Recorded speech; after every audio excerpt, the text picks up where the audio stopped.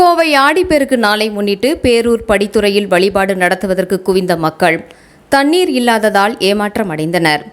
ஆடி மாதம் 18ஆம் நாள் ஆடிப்பெருக்கு நாளாக கடைபிடிக்கப்பட்டு வருகின்றது. இந்த நாளில் நீர்நிலைகளுக்கு வருகை புரிந்து நீர்நிலைகளுக்கு வழிபாடு செய்வர்.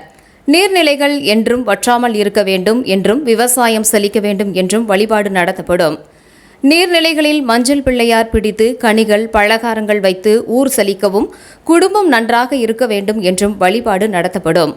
அதே சமயம் புதுமண தம்பதிகள் மாங்கல்யத்தை மாற்றிக்கொள்வார்கள். மற்றும் பல்வேறு மக்களும் சொந்த பந்தங்களுடன் ஆற்றங்கரையில் ஒன்று கூடி ஆடிப்பெருக்கு நாளை கழிப்பர்.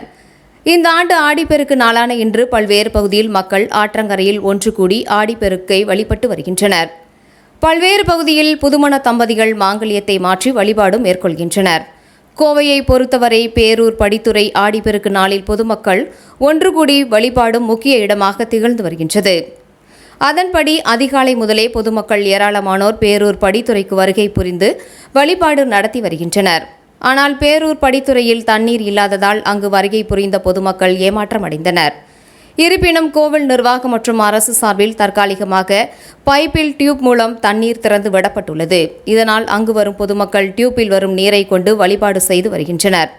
மேலும் பொதுமக்கள் கூட்டம் அதிகமாக வருவதால் அங்கு நூற்றுக்கணக்கான காவல்துறையினர் பாதுகாப்பு பணியில் ஈடுபடுத்தப்பட்டுள்ளனர்.